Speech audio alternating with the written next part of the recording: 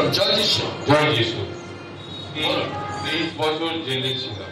কত বছর? কত বছর?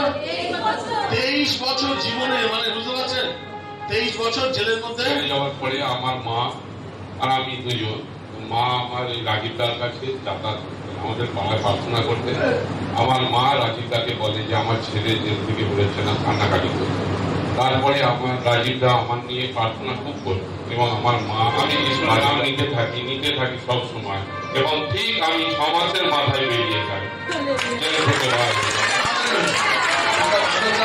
বলি তাকে, আর তার পাড়াতে একটা প্রার্থনা সভা হতো, তার মা আসতো, আসার পরে তিনি ফোন করতো জেলের মধ্যে, আর সেইখান থেকে কি হতো না, তিনি বাক্য শুনতো, প্রার্থনা শুনতো, আর আমরা প্রার্থনা করতাম লাগাতার।